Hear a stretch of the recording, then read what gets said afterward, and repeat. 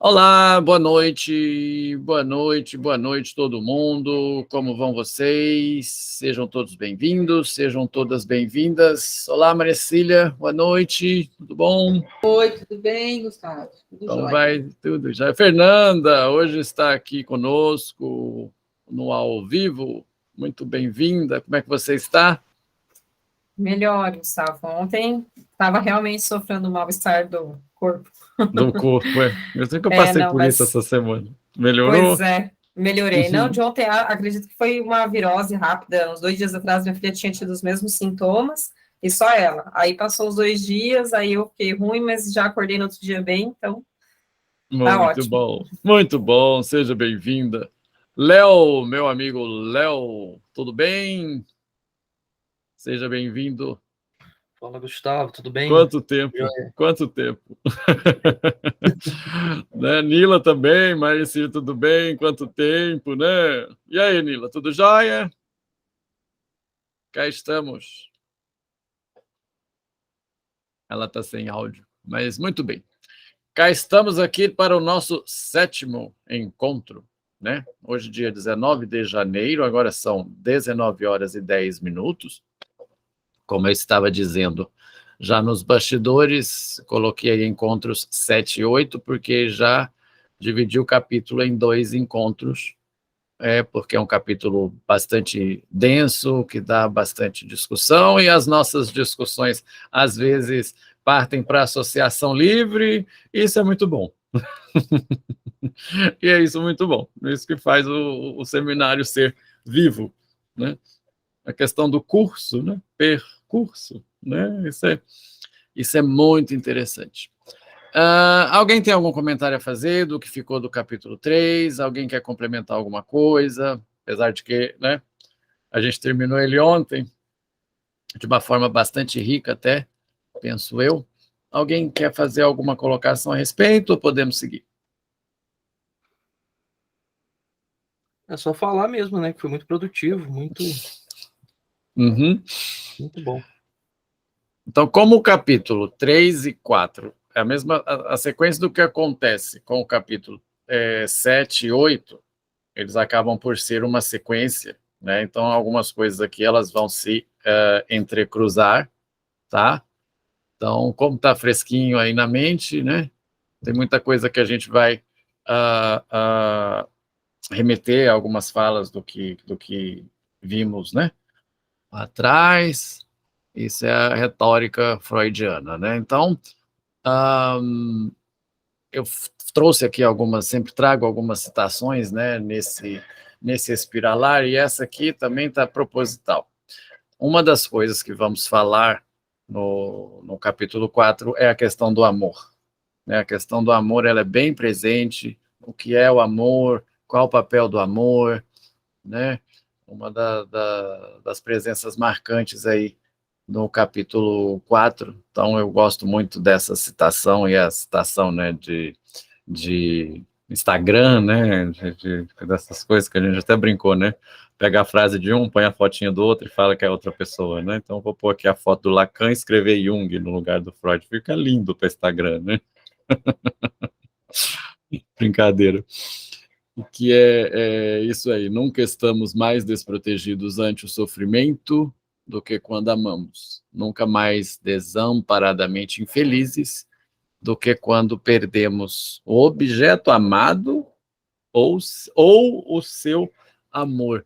São aquelas frases que a gente pode ler e tendo as várias interpretações, né? E as várias colocações dela. Vejam, nunca mais desamparadamente infelizes do que quando perdemos o objeto amado ou o seu amor. Eu já vi algumas citações aí que traziam um i, o seu amor, né? Então, é de uma riqueza e de uma profundidade essa frase, quando ele estava falando da questão do sofrimento, né? Vocês se lembram, né? Ele estava falando da questão das fontes do sofrimento, e disse que quando a pessoa está enamorada, né, é um caso à parte. O homem erótico é um caso à parte, né? Então, coloquei essa citação aí, que ela vai ser bastante vai ser bastante útil lembrá-la quando a gente for descrever o que é o amor, lembrando aí os nossos eixos temáticos, né? Já passamos aí por essas partes. O 3, aí como é que o 3 e o 4 vão se ligar, né? O 3 vai ser o conceito de civilização, né? Que ele deu lá o conceito de civilização, que a gente relembrou ontem, né? Ou de cultura, né? Passamos por isso. Tinha uma anotação com o conceito aqui, mas acho que está fresco aí, né? Para fazer a citação direta, mas... agora nós vamos falar sobre a gênese da civilização, né? E no 5º nós vamos tratar da agressividade. Então, esses 3 capítulos, eles vão meio que se juntar, né? Nós vamos entendendo o porquê. Revisando aqui, vamos lá. Beleza, limpeza e ordem são o quê? São o quê? São o quê? Exigências culturais. Muito bem, são as exigências culturais. Nós falamos muito sobre isso ontem, né? São as exigências culturais, isso aí está fresquinho, né? E a lei? A lei seria o quê, então? Tanã, tanã. A lei e as regras da sociedade, o pai, né? Sim, mas ela seria o quê das São- exigências? Nas exigências, dentro das exigências civilizacionais, ela seria o quê? Castração, Sim, A lei é lei primeira como exigência? castração. A primeira, muito bem. Eu estava assistindo o encontro de ontem agora. Tá ótimo. A lei Memória como de a curto prazo está ótima. tá ótima, né? A- Aqui tá fresquinho, né? Considerando o prazo de um encontro a outro. Eu disse, né? O outro a gente fazia quase de mês em mês, quando eu elaborei, né? Então, é a primeira exigência da civilização. E eu me lembrei disso ontem para falar, e depois a gente entrou no debate e acabou que nos envolvemos. A lei que é o simbólico, né? Se você for olhar lacanianamente falando. A lei que é a introdução do simbólico, né? Se você não tem aí se a gente for ler, a gente pode encarar isso de 2 formas, né? Se a gente for olhar aí no RSI, né, o entroncamento entre real, simbólico, imaginário e simbólico, e entroncamento entre os 3, onde não tem a presença do simbólico, nós temos algo errado aí, né? Assim como quando a gente não tem a presença da castração, né? Muito bem, eu ia comentar isso ontem, mas acabou que me esqueci, né? Muito importante a questão da lei. A gente falou o nome do pai, né, Léo? Falou no nome do pé, né? A gente estava falando essas coisas, mas que é aí a introdução na linguagem, no simbólico, né? Então, são essas 3 coisas. Só revisando aqui, porque isso também é bom trazer, porque vai ser o fio do condutor também, né? Que é a questão de utilidade e prazer. E aí trago aqui uma referência filosófica disso aqui, visitando as salas vizinhas, né? A teoria do utilitarismo do Stuart Mill, né? Ou do Jeremy Bentham, que é essa questão que o Freud traz como uma questão de utilidade e prazer, né? E é essa questão base, né? Que a renúncia de um desejo implica a instrumentalização e o uso de um recurso útil, né? Conquistas culturais figuram como recompensas às renúncias pulsionais. Eu joguei o vídeo do Prometeu lá no grupo, alguém assistiu? Do castigo de Prometeu, né? Que é que a gente estava falando, a questão do fogo, né? Da conquista do fogo, do mito de Prometeu, né? Que roubou o fogo e entregou para os homens, né? E é dali que sai a expressão, né? Comer seu fígado, comer meu fígado como castigo, né? Então, vamos ter essa referência por perto, vamos manter essa referência por perto. E aqui alguns extras, né? Vamos fazer alguns extras. Então, eu trouxe aqui para vocês De onde que tem essa questão, que é o que está aqui, do utilitarismo do Stuart Mill, que é baseado no utilitarismo do Bentham, né? Um critica o outro aí, ficam referências filosóficas aí. E o que seria o princípio de utilidade, né? Lembrando que isso são leituras minhas, tá? As interpretações e as leituras extras que eu trago que encaixam aqui, né? Que seguem o fluxo. A questão do princípio de utilidade, né? Vejam como encaixa. As ações são certas na proporção em que tendem a promover a felicidade e erradas na proporção em que tendem a produzir o reverso da felicidade. Por felicidade entende-se prazer e a ausência de dor. E por infelicidade, dor e privação de prazer. Isso casa bastante com o que a gente estava dizendo nos capítulos 1 e 2, principalmente no 2, né, a respeito da felicidade, né? A respeito da felicidade. Então, esse é o princípio do utilitarismo, esse é o princípio da utilidade da filosofia utilitarista. Mas vimos que o Freud associa muito isso, mas ele fala que a felicidade é individual, é singular, né? O que é felicidade para o Gustavo pode não ser para a Fernanda, né? Aqui nós estamos falando num contexto mais geral, mas que a gente acha, eu acho que a gente pode afunilar isso aqui, né?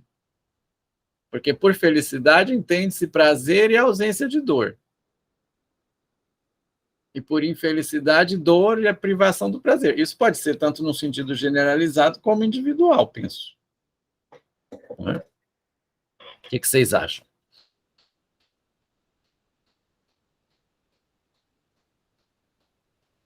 Bonitinho esse Stuart Mill. Aí. Agora que eu tô... O que vocês acham? Vocês querem comentar isso aí?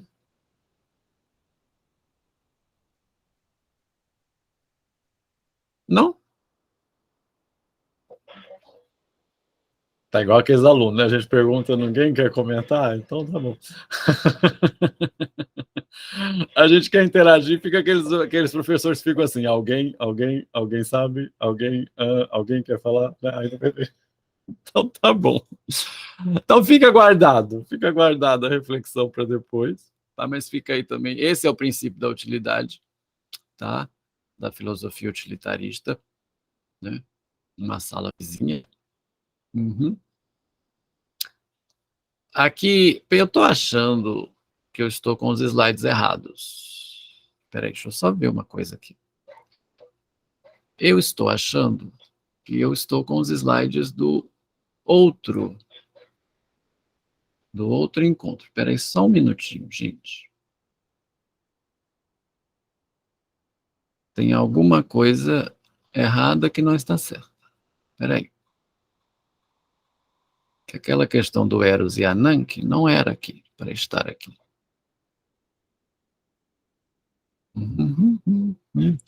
You never close your eyes anymore when I kiss your lips.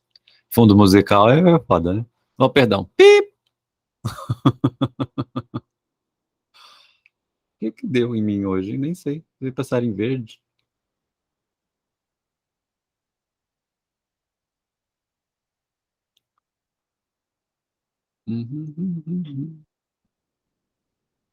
Aí interrompe a gravação, vou começar tudo de novo. Só que não, né?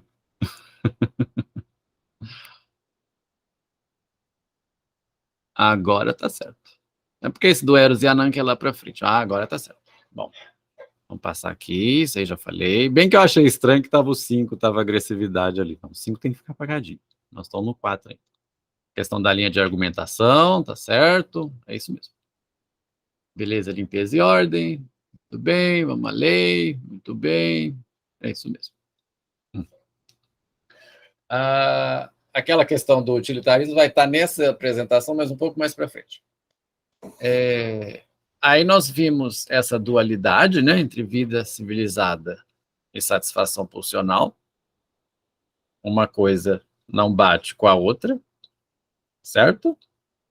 E para que a harmonia aconteça, há de se ter o quê? A palavra-chave aí, né? A renúncia de uma pulsão, a renúncia de um instinto em nome do próprio coletivo. Ok? Essa dualidade aí eu acho que também está bem clara, que nós falamos ontem, né? A utilidade e o prazer, já passei, a questão é isso, está certo. Agora eu estou no caminho certo. Agora estou no caminho certo.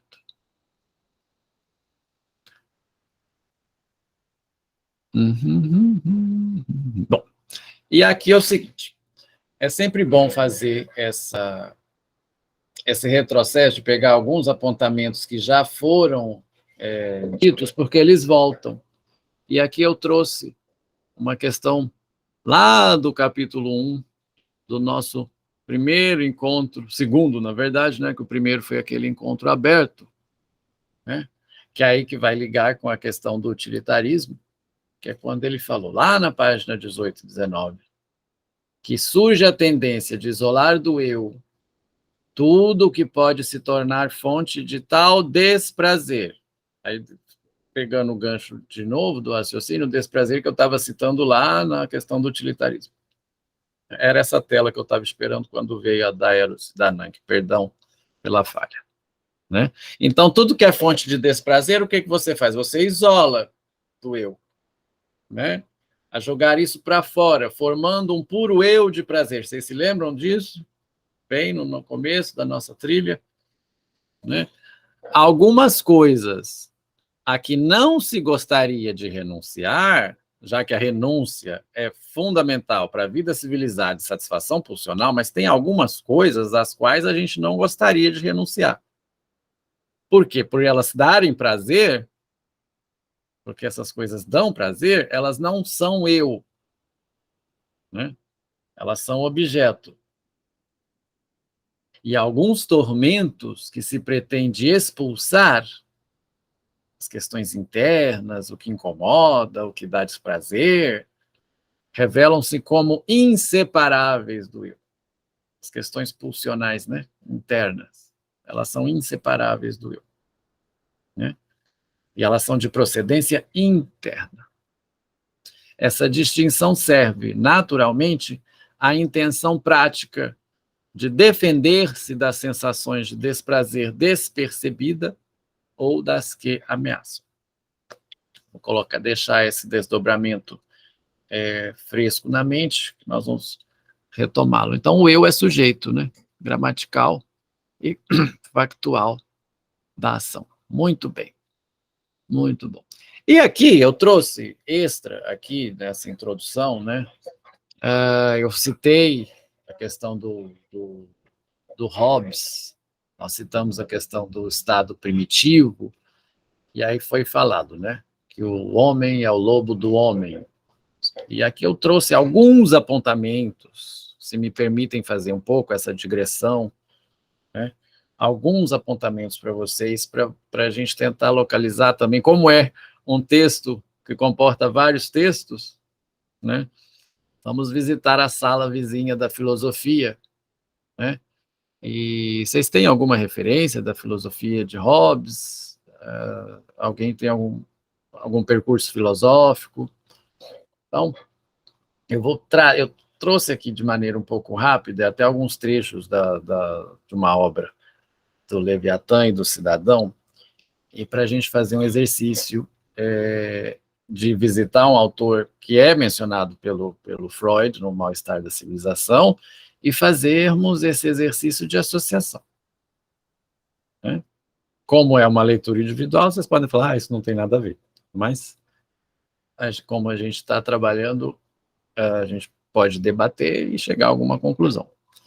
Essa frase famosa, o Freud vai voltar a citar no capítulo 6, né, vai citá-la diretamente e vai dizer assim, dentro de tudo que estamos vendo, quem é capaz de duvidar desta máxima?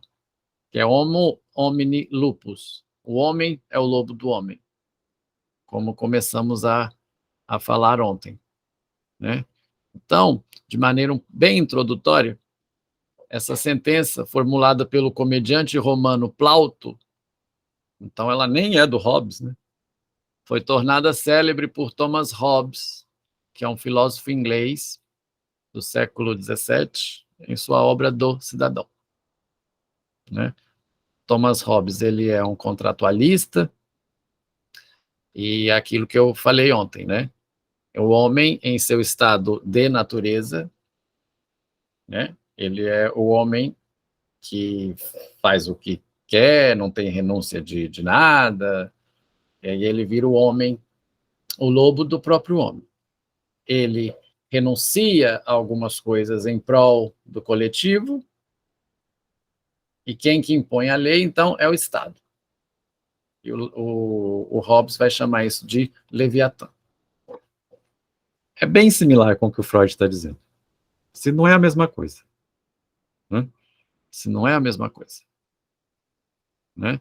Então, ele foi um matemático, teórico político, um filósofo inglês, autor de Leviatã e do Cidadão, entre outras, né? Coloquei aqui só duas principais, né? E a sua obra principal, que é o Leviatã, explanou os seus pontos de vista sobre a natureza humana e sobre a necessidade de um governo e de uma sociedade fortes, para tratar do bem comum, né, que seria o que fosse o bem comum. É um contratualista, né? O que é um contratualista? Você faz um contrato social, nesse caso você faz um contrato social com o Estado, e o Estado rege as coisas para o seu bem. Né? E como tal, concebe o Estado como um ato de vontade racional humana, manifestada por meio do contrato. Mas, para que isso ocorra, será preciso existir um momento anterior ao estado civil. Esse é o estado de natureza. Isso é o que o Freud chamou do homem primitivo. Esse é o estado de natureza, onde o homem racional, por vontade própria, escolhe sair do gozo da liberdade plena. Lembra que ontem nós falamos que a liberdade não é um bem cultural? A liberdade não é um bem cultural, que ela não tinha valor, se lembram disso? Inclusive, até mandei os slides aí para vocês terem essas anotações mais à mão. Mas vejam, casa bastante com o que a gente está lendo aqui no Mal-Estar da Civilização, com o que o Freud está dizendo. Por isso que mais para frente ele vai falar que nada do que ele está apresentando até agora é novo, né? O homem, por vontade própria, ele escolhe sair do gozo da liberdade plena para se submeter ao Estado. Se submeter ao Estado, qual daquelas três coisas que a gente tem, das exigências? A ordem? A ordem. A ordem não era a exigência de civilização? Né? Se você se submete ao que seria o Estado, que aí vai ser a figura do Leviatã, né? Você está estabelecendo a ordem. Você estaria, então, o quê? Construindo uma sociedade civilizada. Então, conseguem casar? Acho que está bem casado aí, né? O que ele chama de estado de natureza é o estado pré-social. O estado pré-social dos seres humanos. O homem primitivo. Então, onde todo mundo goza de igualdade natural. E aí é o que o Freud tinha falado, né? Onde o maior prevalece sobre o menor.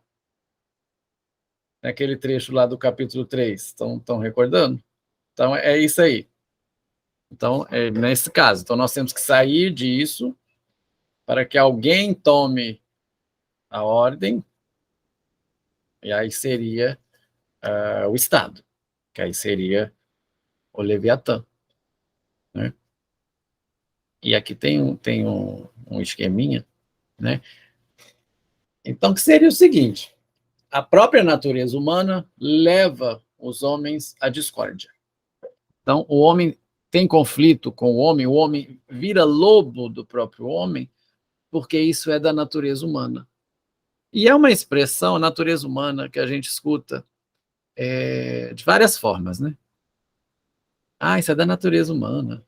Ah, isso é da natureza do fulano. né? Isso é da natureza. Aí eu vou jogar uma polêmica, uma coisa para pensar, tá? O George Forbes diz que em psicanálise não há natureza humana. Aí eu gostaria de deixar aí para reflexão, sem respostas, senão, porque em psicanálise não há natureza humana. Alguém quer se manifestar sobre ou quer deixar para pensar?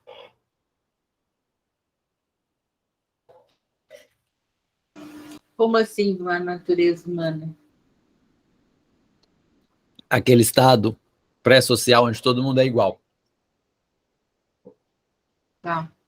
Isso seria a natureza humana para o Forbes, que não existe, para ele não existe. Não, ele diz que em psicanálise não há natureza humana. Eu vou achar esse vídeo aí que ele fala exatamente isso. Natureza humana é coisa da filosofia. Até as duas palavras parecem ser ambíguas, né? Natureza humana. Uhum. Acho que não existe. Eu tô jogando isso para vocês, porque eu também não cheguei a uma conclusão quanto a essa fala dele, tá? Isso aí é uma coisa que eu tô jogando para vocês. Eu acho que também para a gente pensar junto. Acho que não haveria uma realidade pré-discursiva. Também. Não sei, sabe o que eu pensei aqui, Gustavo, daquela questão de que, pelo menos eu me ativo a isso quando eu comecei a estudar a psicanálise, daquela confusão que há entre instinto e pulsão, instinto no sentido instinto animal, instinto de fome, não sei, será que ele não fala, quando ele fala que na psicanálise não há essa questão da natureza humana não tem a ver com essa questão? Não sei, me veio. Não, me veio também não sei. Agora. Isso aí nem estava me programando para falar isso, não, mas me veio e abri a boca e saiu para jogar para vocês, né? É uma questão que vem atravessando. Eu vou achar o vídeo para vocês. Inclusive, ele está falando do próprio mal-estar na civilização. Eu não coloquei esse vídeo no grupo para vocês, não? Falando do próprio texto. Aí ele chega e fala que em psicanálise não há natureza humana. Bom, mas vamos ver qual é a ideia de natureza humana filosoficamente para o Hobbes, né? O que é? A natureza humana contida no Leviatã. Isso aí é a figura do Leviatã, que é a capa do livro. Aqui não vai dar muito bem para ver, mas as escamas do Leviatã são pessoas, né? São pessoas. Então, seriam os membros da sociedade, né? Ele tem o cetro, que ele comanda, e a espada, né? E aí é uma cidade. Aí está muito reduzido. Depois vocês podem ver a imagem maior na internet, né? Então, apresenta-se como um contraponto à tradicional ideia de um animal político e social de Aristóteles. Que Aristóteles diz que o homem o homem é um animal político e social por natureza, né? Porque se nesses os homens, tal como as abelhas e outros animais sociáveis, são naturalmente sociáveis, né? Para Hobbes, os homens são animais solitários. Então, essa é uma diferença. Porque no convívio entre os homens impera o medo e a necessidade de atacar antes de ser atacado. Medo, essa palavra que é muito importante para a gente, né? O Hobbes diz que quando ele nasceu, a mãe dele deu à luz a gêmeos, a ele e ao medo. Não existe homem sem medo, né? E esse medo leva a gente a tomar atitudes bastante diversas. Vamos colocar assim, né? Vamos colocar assim. Eu tenho a questão da natureza humana em Hobbes aqui para vocês, mas eu tenho um trecho aqui para ler, se me permitem fazer essa leitura do próprio Hobbes, só para vocês escutarem um pouco a sonoridade do que ele diz. Então ele diz assim: a natureza fez os homens tão iguais quanto as faculdades do corpo e do espírito, que, embora por vezes se encontre um homem manifestamente mais forte de corpo ou de espírito mais vivo do que outro, Mesmo assim, quando se considera tudo isso em conjunto, a diferença entre um e outro homem não é suficientemente considerável para que qualquer um possa, com base nela, reclamar qualquer benefício a que outro não possa também aspirar. Porque, quanto à força corporal, o mais fraco tem força suficiente para matar o mais forte, quer por secreta maquinação, quer aliando-se com outros, quer que se encontrem ameaçados pelo mesmo perigo. Aí é legal que ele vai chamar de faculdades do espírito, né? As questões emocionais. Assim. Quantas faculdades do espírito, e abre um parênteses, pondo de lado as artes, que dependem das palavras, e especialmente aquela capacidade para proceder de acordo com regras gerais e infalíveis, a que o homem chama ciência. E essa capacidade muitos poucos têm. É apenas numas poucas coisas, pois não é uma faculdade nativa, a faculdade da ciência, não é uma faculdade nascida conosco, e não pode ser conseguida, assim como a prudência, ao mesmo tempo em que se está procurando alguma outra coisa. Aí ele volta. Quanto às faculdades do espírito, encontro entre os homens uma igualdade ainda maior do que a igualdade de força. Porque a prudência nada mais é do que experiência, que o tempo igualmente oferece a todos os homens, naquelas coisas a que igualmente se dedicam. Interessante isso. A prudência nada mais é do que experiência que o tempo igualmente oferece a todos os homens naquelas coisas às quais se dedicam. O que talvez possa tornar inaceitável essa igualdade é simplesmente a concepção vaidosa da própria sabedoria, a qual quase todos os homens supõem possuir em maior grau do que o vulgo. Vulgo aqui é homem vulgar, homem comum. Homem que não tem sabedoria era chamado de vulgo. Né? Quer dizer, em maior grau do que todos, menos eles próprios. E alguns outros que, ou devido à fama, ou devido a concordarem com eles, merecem a sua aprovação. Então, a questão da vaidade.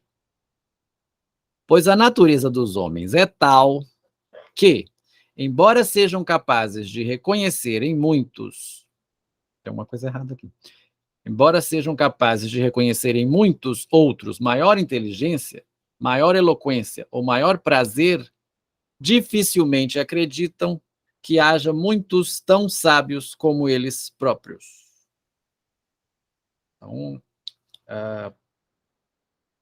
Então, tá ótimo aqui. Conseguem perceber alguma semelhança aí com a questão da psicanálise, da filosofia? Ou não? Ou estou viajando na maionese? Ou está demais?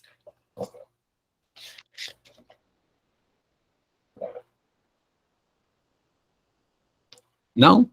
Ninguém quer comentar? Então, vou trazer para vocês um esqueminha aqui que vai ficar legal. Né? Isso aí é a natureza humana, são as coisas da natureza humana segundo Hobbes. Tá? Mais para frente, quando o Freud citar, talvez a gente volte nesse quadro para a gente lembrar, né? O que vai ter? É triste, né, Gustavo? É triste, realidade, a gente sabe, mas que é triste, né? É triste. Você falando isso me lembra aquela questão que eu sempre falo do pessimismo, né? Mas é verdade. Né? Para ele, a natureza humana é baseada nestas coisas aqui. Né? Então não é aquela coisa, o homem é bom por natureza, né? O homem é bom, a sociedade que o corrompe, alguns outros. Não, o homem é o homem. Em seu estado de natureza, ele tem essas coisas. A competição ele vai dizer que leva os homens a atacar uns aos outros em busca do lucro. Olha que coisa. Aí nós vamos casar isso aqui daqui a pouco, lá mais para frente, com a questão da quando Freud falar da agressividade. Então, a competição leva os homens a atacar uns aos outros. Afinal, por serem tão iguais, os homens são levados a quê? A desejar. Os homens são levados a desejar e a desejar as mesmas coisas. E ao desejar as mesmas coisas, eles entram em competição com eles mesmos. Né? Só que há coisas que não podem ser desfrutadas por todos, da mesma forma. Aí nós podemos casar até com a questão do totem tabu, né, Léo? Você citou, né? O que é o pai? Matam o pai porque das mulheres, né? Há coisas que elas não podem ser desfrutadas por todo mundo. Né? Isso vai produzir o quê? Vai produzir a competição. Vencer essa disputa, ela não vai encerrar o problema. Né? Por quê? Porque a posse do que você conquistou vai trazer um problema. Se não, você conquistou uma coisa, você tem a posse dessa coisa, vai trazer a insegurança de você perder essa coisa. Então, o homem vai estar sempre em competição. Né? Aí a gente pode pegar antropologicamente, né? O homem das cavernas deseja a mulher, né? E conquista a mulher, né? Matava-se, né? No mundo animal também pode ser colocado assim, mas ele tem aquela posse e ele vai ter o medo de perder. Então a competição vai ser sempre uma coisa que vai mover o homem. Gustavo, se eu não me engano, é nesse capítulo que ele fala a questão da propriedade privada a respeito, né? É nesse capítulo? Você está falando do Freud? Sim. Acho que é, no finalzinho. Porque realmente é interessante, né? Por exemplo, essa questão da competição, ela é algo do humano mesmo, né? Exato. Então, os nossos sistemas, eles correspondem a isso, né? É algo que é do humano. Eu acho que o Freud fala da propriedade privada, né? Ele faz se eu me lembro bem, colocando, mesmo que se houvesse, né, uma distribuição igualitária, sei lá, utópica, haveria problemas. Esses problemas não deixarão de existir, são problemas, né? A competição ainda vai existir. Sim. Exatamente. Vocês desculpem eu tá tomando um pouco de tempo nessa digressão, mas é para a gente casar os discursos, né? Mas isso é bom. É para a gente casar os discursos. Então, você veja, a competição. Vamos ligar a questão da competição com a questão da renúncia opcional e tudo que ele está dizendo, né? E ele vai citar o Hobbes mais para frente, vai falar assim, mais ou menos, tá? Uma citação livre, quem há de discordar com essa frase, com essa citação hoje em dia, né? Aí vamos seguir aqui dessas outras coisas, né? Outro motivo da discórdia entre os homens aí, ele coloca que seria a glória. Né? Então, os homens tomam contato. Aí, olha como é que é a coisa psicológica que está no meio. Eles entram em contato com o mundo através das sensações, através do que eles sentem. E essas sensações, elas diferem de grau e intensidade de pessoa a pessoa. Olha, estamos falando de um filósofo na época que a gente nem tinha psicologia, não tinha essas coisas. Não é? Era tudo da parte da filosofia ainda. E aí a sensação produz no homem o quê? A imaginação. Isso é Hobbes, tá? Essa sequência, isso é Hobbes. Ele diz assim, a sensação produz no homem, a sensação produzida no homem em sua forma diminuída chama-se imaginação. Então a imaginação cria o homem. Não somente a ideia de mundo, mas a imaginação cria no homem uma ideia de si mesmo. E aí ele passa a viver o quê? Fantasiando o que é o mundo, consequentemente fantasiando o que os outros homens querem, o que os outros homens desejam, o que os outros homens querem, o que é o dele, né? E talvez que o outro homem seja o seu maior inimigo. Então, aí a vida entre os homens, para ele, é triste pensar assim, né, Marcelo? Mas é a verdade. A vida entre os homens, para ele, ela nunca vai ser prazerosa, porque a natureza humana ela é produzida por essas coisas. Né? Ó, cito o Hobbes. Seria mais seguro, então, o isolamento. Freud também disse isso mais para trás. Né? Mas, como isso não é possível, resta aos homens racionalmente desenvolvidos, o que o Freud está chamando de racionalmente desenvolvido? Civilizado. Né? Procurar maneiras de regular mortal convívio entre eles. Né? Então, é bem casado, não é? É bem casado. É? Então, vamos colocar aqui, ó. Ah, tá, tem aqui a situação. Então, a competição leva os homens a atacar os outros, tendo em vista o lucro. A glória, então, seria o único motivo de discórdia entre os homens. A glória leva à desconfiança. Desconfiança, né? Bom, vamos pegar a questão da imaginação, tá? Não, eu estou cismado. Ô, Mercy, mas Cília é minha sócia, né? Mas, caramba. Estou cismado que ela está me passando para trás. Só brincadeira, tá? É só alegoria. Essa desconfiança, olha, vamos tentar jogar isso, vamos tentar fazer esse exercício filosófico de jogar isso para a nossa área, né? Nossa área de estudo. Isso não é totalmente clínico? Essa imaginação que o Hobbes está dizendo aqui, essa desconfiança. Né? Então, eu vejo esse quadro aqui, não há aquele mundo feliz, né? Onde todo mundo é igual, né? Onde todo mundo é feliz. Isso é meio utópico, não sei se vocês concordam. Haveria muito ainda de se falar de Hobbes, mas acho que a expressão que marca mesmo e mata tudo, é que aí, por causa disso, o homem vive na guerra de todos contra todos. Também é uma expressão hobbesiana. Se vocês tiverem interesse, tenho alguns vídeos de professores explicando mais a filosofia de Hobbes, mas era só esse ponto.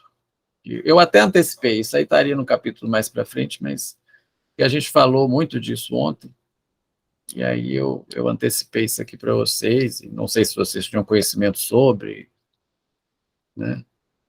É instigar, a minha ideia é instigar, não entregar nada muito pronto também, não. Né? Para que se casem, né? As leituras paralelas, as salas vizinhas, né? Instigar, isso que a gente quer, a formação, né? Mesmo quando está trabalhando aqui, isso acontece muito comigo, estou trabalhando aqui, lendo e fazendo as coisas, aí casa uma coisa com a outra, e é bom trazer isso para o ambiente de formação. Talvez pode ser balela, né? Gustavo está falando um monte de besteira, ocupando o tempo da gente. Mas talvez pode ser útil. Eu brinco sempre assim, quando eu dou essas digressões, igual o dia que eu falei da cultura, né? Que eu trouxe a questão do termo, etc. Mas, muito bem. Alguém quer comentar?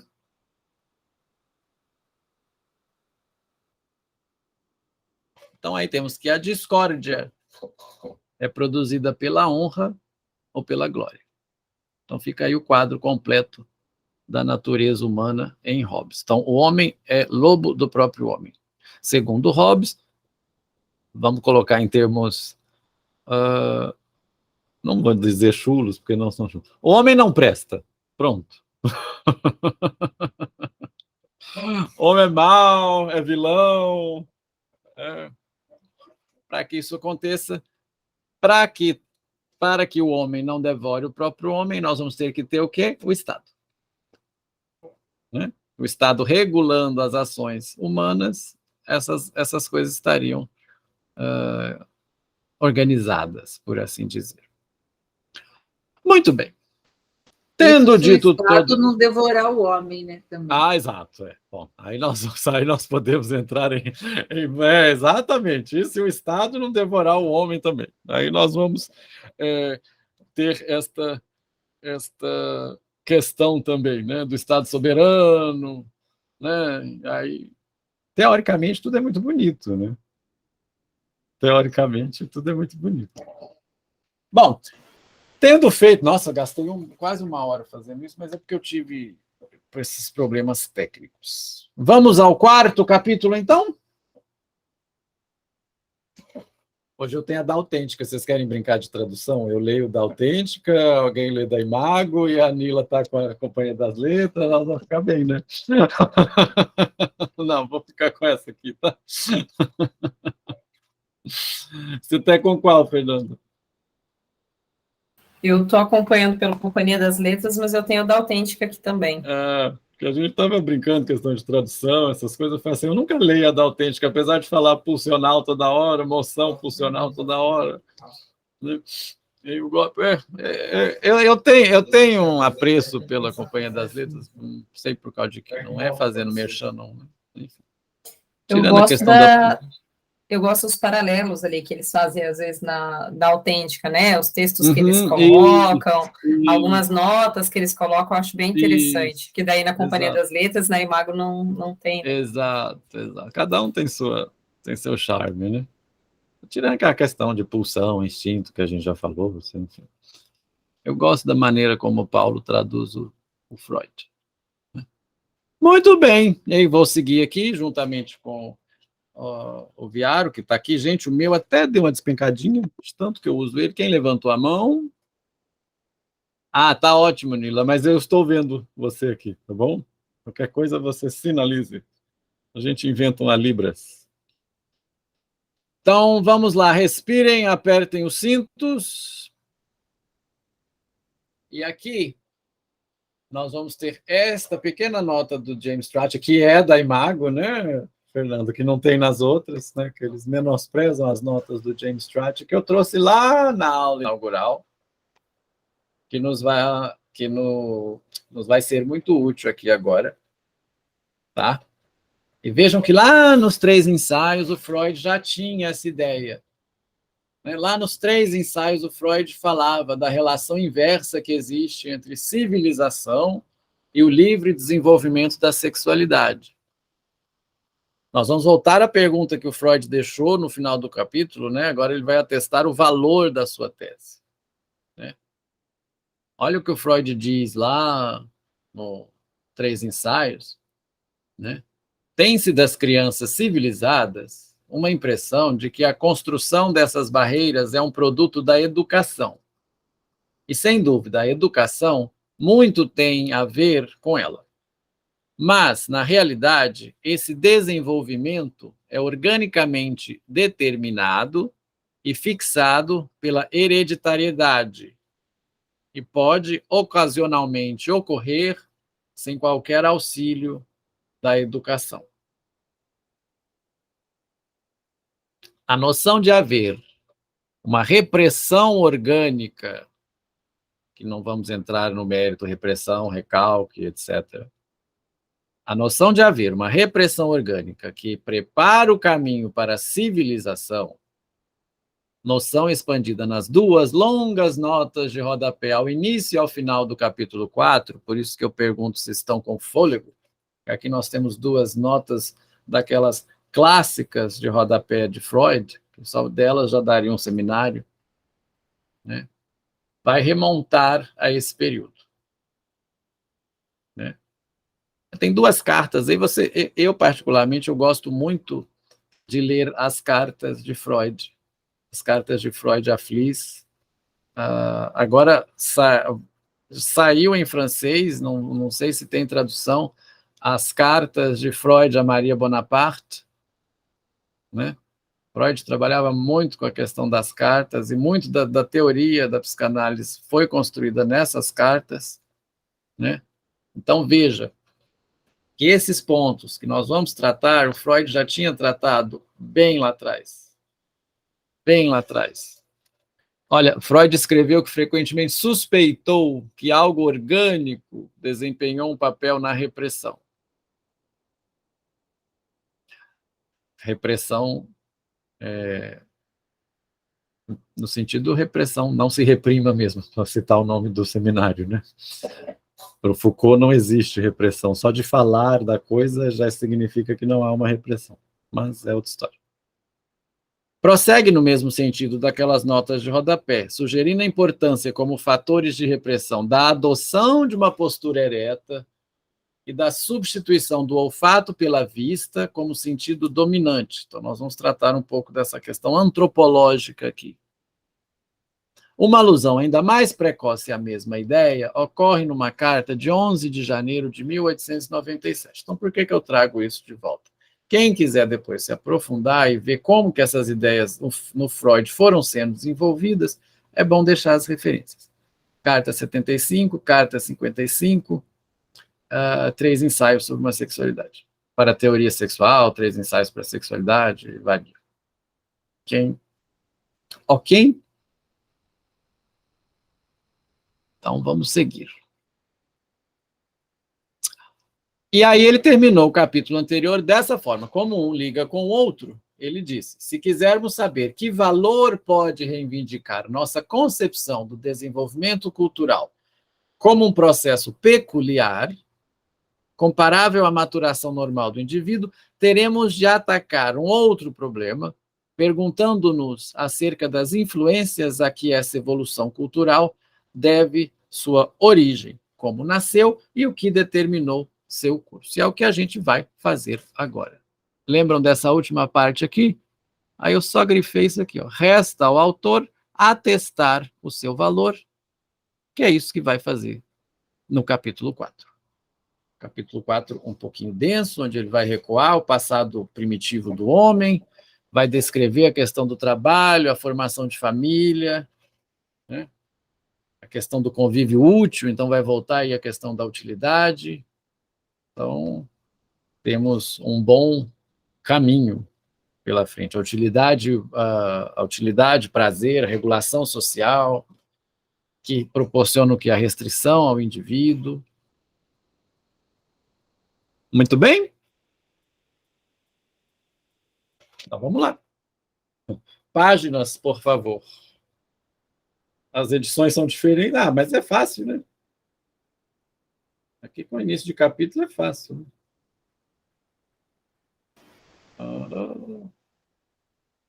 Ô, Léo, respondendo a sua pergunta, é no capítulo 5 que ele fala a questão da propriedade, que eu abri aqui sem querer na parte. Capítulo 5. O capítulo 4 chega a ser até pequeno. O capítulo 4 é pequeno, mas o que é grande são as notas de rodapé. Então, vamos lá. Aí, veja, ele vai começar, né? Ele terminou dizendo, né, como nasceu e o que determinou seu curso, etc, etc. E aí ele começa. Uma tarefa desmedida. Ao que parece, diante dela, é natural perdermos o alento. Aqui está o pouco que pude entrever, o pouco que pude adivinhar, o pouco que pude conjecturar. Depois eu passo isso aqui, volta aqui, depois eu volto aqui.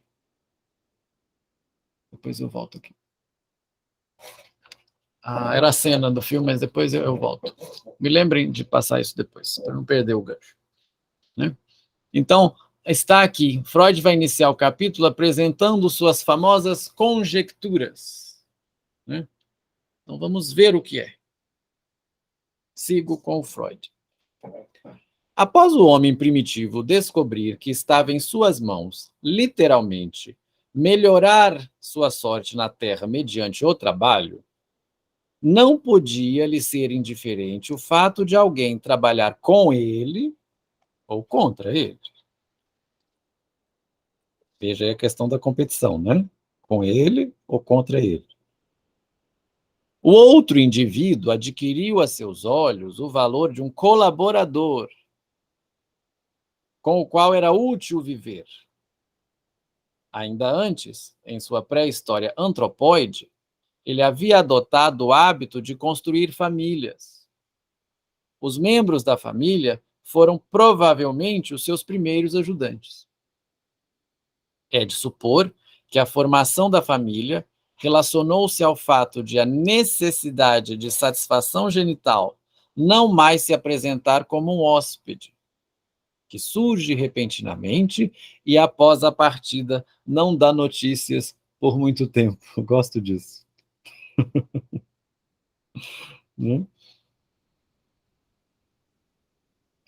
Não mais se apresentou como um hóspede, né? Mas sim estabelecer-se duradouramente como um inquilino, a formação da família.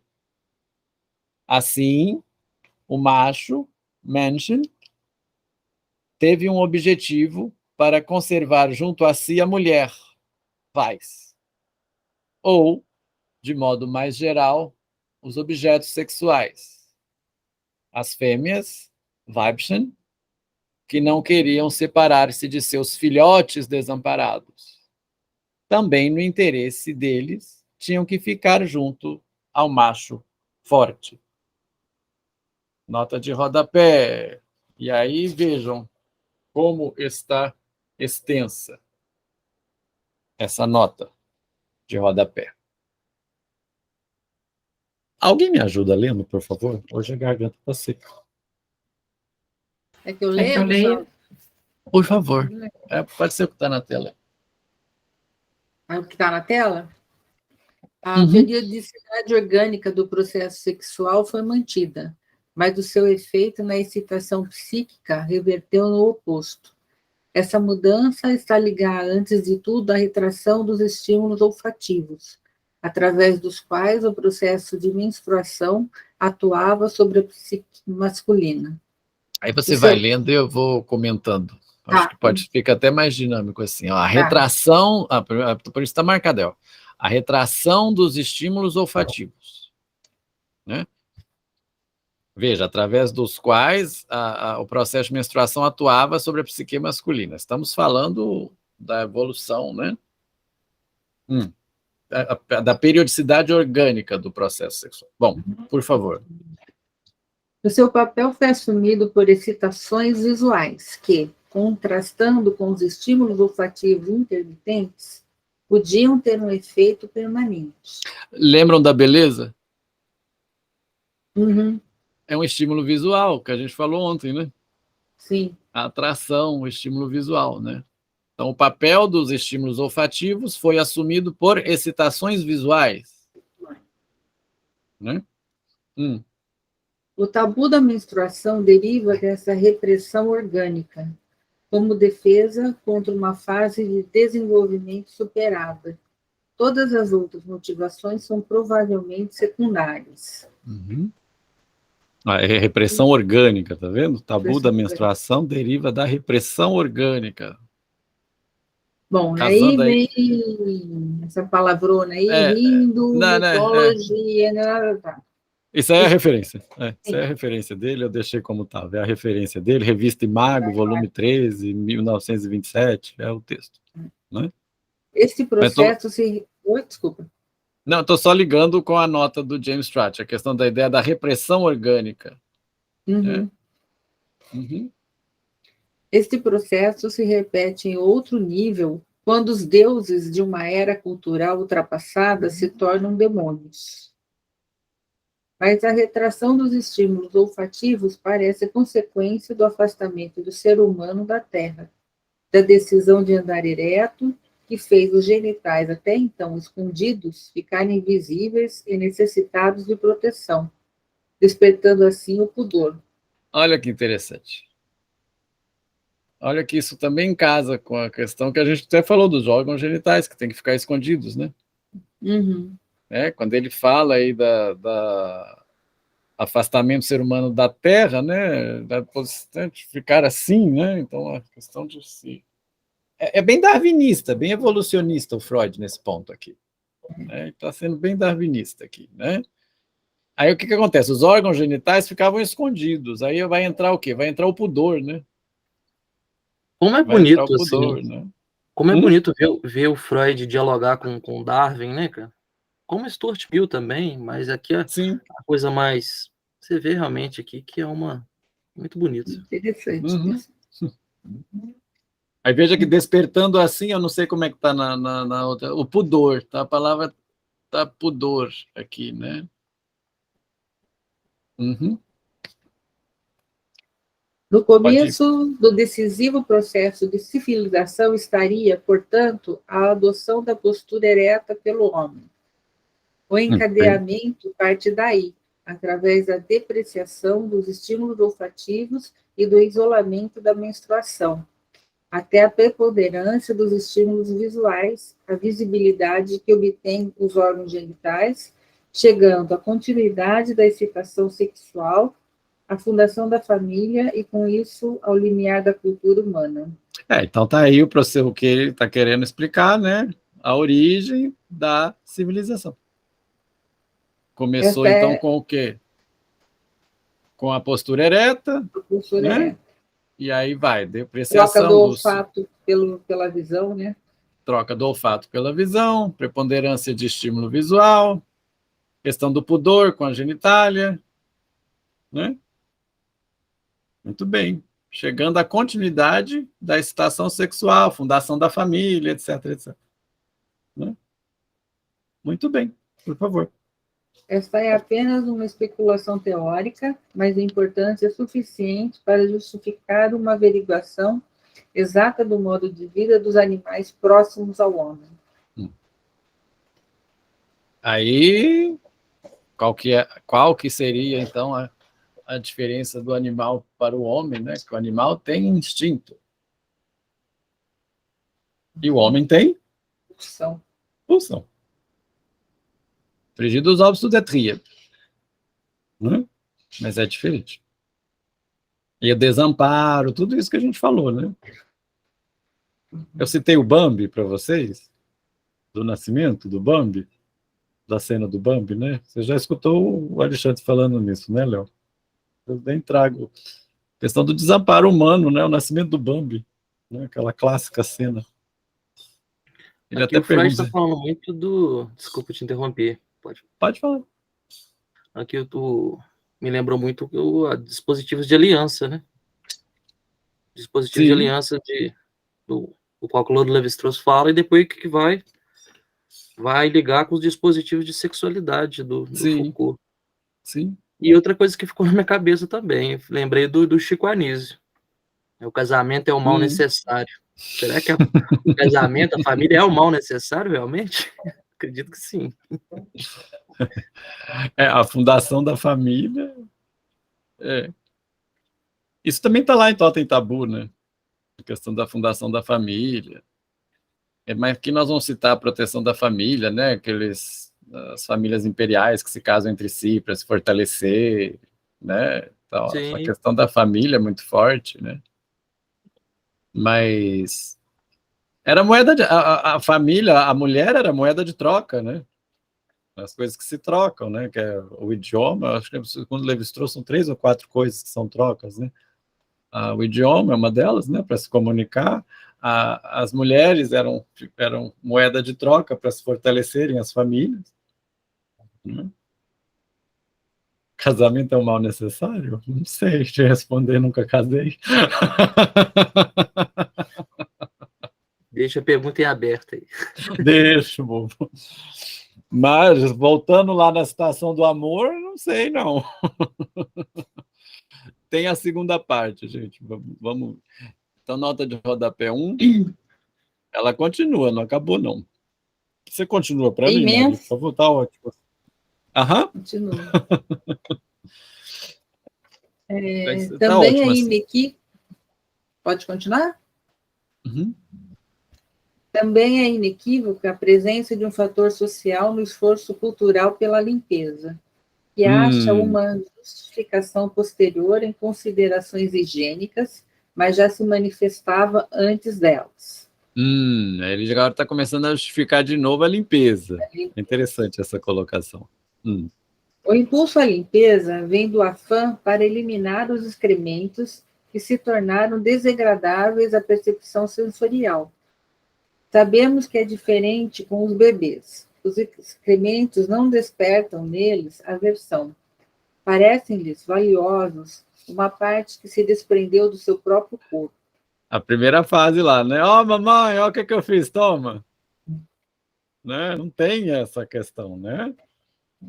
Nisso, a educação intervém com particular energia, apressando o estágio seguinte do desenvolvimento, que deve tornar os excrementos sem valor, repugnantes, nojentos e condenáveis. Olha, os adjetivos são do Freud, né? Traduzidos assim, né? Nojentos e condenáveis, repugnantes. Uma merda, vamos dizer, né? Uma merda, né? Tal inversão de valor não seria possível caso essas substâncias expelidas do corpo não fossem condenadas por seus fortes odores a partilhar o destino reservado aos estímulos olfativos depois que o ser humano adotou a postura ereta. Nós mudamos, né, o sensorial, né? Portanto, o erotismo anal sucumbe primeiramente à repressão orgânica que abriu o caminho para a cultura.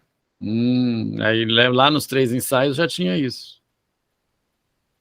O fator tudo volta aos 3 ensaios, se vocês analisarem, né? Depois.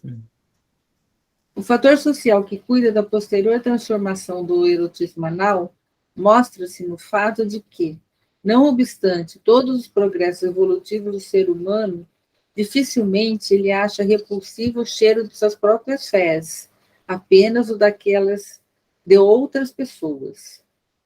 Quem é sujo, isto é, quem não esconde os próprios excrementos, ofende o outro, não demonstra respeito por ele, o que também é confirmado pelos mais fortes e mais usuais xingamentos. Posso falar uma coisa aqui, me perdoem? Sabe aquela expressão, tô cagando? Desculpa falar assim, mas só porque a gente usa isso como xingamento, né? Tô nem aí pra pessoa. Tô cagando pra ele. Tô cagando, né? Ainda tem uns que eu não gosto de falar esses termos, sinceramente, né? A questão de educação, essas coisas. Tô cagando e andando, né? Isso é uma coisa que tinha até que ver. Eu não sou de usar esses termos. É horrível. Né? Mas explicou, poxa. Explicou. Exato. Às vezes tem que falar, né? Você não vai falar assim, estou defecando e caminhando. Não dá, não vira xingo, né? Não rola, né? Não tem a potência do xingamento. Perde o significado, né? Perde. Perde o valor. Pensemos na utilidade, né? Pensemos na utilidade do conceito. Mas isso aqui me lembrou agora também um exemplo que ele falou quando ele da limpeza, né? Da civilização, né? Da Stratford, na casa de Stratford, cheia de excrementos e de fezes pela rua. Né? Agora, dificilmente ele acha repulsivo o cheiro das suas próprias fezes? Eu não sei, né? Não sei. Sigamos. Pois seria incompreensível o fato de o homem utilizar o nome do seu mais fiel amigo no reino animal como termo de insulto, se o cachorro não provocasse o desprezo por 2 características: ser um animal de olfato, que não tem horror aos excrementos e não se envergonhar das suas funções sexuais. Uau! É uma explicação, né? Mas xingar o cara de cachorro, às vezes... Tem gente que, se você chamar de cachorro, você está xingando um cachorro. Sim. Mas já pensaram nisso, né? Se não provocassem o desprezo por ser um animal de olfato, né? Ficar um cheirando o outro, né? E a gente usa esses termos, né? Os dois não se... Fulano e fulana, não se cheiram, né? 2 bicudos se beijam, dois se beijam, se cheiram, né? E o cachorro não tem... Não se bicam. Não se bicam, né? Eu não sou cachorro, não, para viver da humilhado. Tadinhos. Tem cachorro que tem vida melhor do que a gente. Né? Enfim. Não tem horror ao excremento, o gato enterra. O O gato gato enterra. enterra. Mas um cheira o outro também, porque eu tenho três Ele é de aqui, olfato. e É, eles você vão tem cheirar gato, o né? rabo de um e outro, assim, né? Eu não sei por que vão cada um cheirar o rabo de um e do outro. Mas eles são limpinhos, eles São enterram limpinhos, tudo né? que fazem. Né? Porque É. assim, tem uma aqui Ela em tá aí? cima, tá aqui, tem outra aqui na cama e um outro aqui no chão. Tá todo mundo Ah, comigo aqui, tá chovendo. legal. Acho que sinto falta. E não se envergonhar das suas funções sexuais. Né? Cachorritos se cruzando na rua é uma coisa normal. Né? Muito bem. Terminamos esta nota de rodapé, vamos aos desdobramentos. Aí você tem que voltar lá na outra página, né? E ver aqui. Nessa família primitiva, né? Mas eu acho que tenho alguns desdobramentos aqui. Então, primeiro ponto crucial do capítulo. Né? Nós vamos chegar aí na página 63 e pegar esta ponta. Vamos seguindo aqui. Ó. Nessa família primitiva, falta ainda um traço essencial da civilização. Agora, voltando antes da nota de rodapé, vou tirar isso aqui, depois eu volto. A arbitrariedade do pai e chefe não tinha limites. Em Totem Tabu, procurei mostrar o caminho que levou dessa família ao estágio seguinte da vida em comum, os bandos de irmãos. A vitória sobre o pai havia ensinado aos filhos que uma associação pode ser mais forte que o indivíduo. A cultura totêmica baseia-se nas restrições que eles tiveram que impor uns aos outros, a fim de preservar o novo estado das coisas. Os preceitos do tabu constituíram o primeiro direito. No meu está entre aspas, eu não sei no de vocês. Tá. Né? Tá. A vida humana em comum teve, então, um duplo fundamento. A compulsão ao trabalho, criada pela necessidade externa, e o poder do amor, que, no caso do homem, não dispensava o objeto sexual, a mulher, e, no caso da mulher, não dispensava o que saía dela mesma, a criança. Eu acho bonito isso. Eros e Ananke tornaram-se também os pais da cultura humana. Eros, o amor, Ananke, a Necessidade. necessidade. Isso. Então, primeiro ponto crucial do capítulo. Depois de toda essa... a nota de rodapé que explica, né, a origem antropológica, e aí vem esta pontuação, a utilidade, o prazer, a regulação social propiciada pela restrição ao indivíduo, os critérios com os quais Freud, no capítulo anterior, estabelece o que se pode chamar de civilizado, lembram? São os fundamentos da civilização. Então, uma coisa aqui é casada com a outra. O que estava lá no 3, ele casa aqui como fundamento da civilização. Alguém quer falar alguma coisa? Eu estou fora da tela. Fique à vontade. Que demonstra muito o que foi falado, né? Mas não é só algo que está ligado à necessidade, né? Uhum. Realmente a Eros também, né? A Eros também.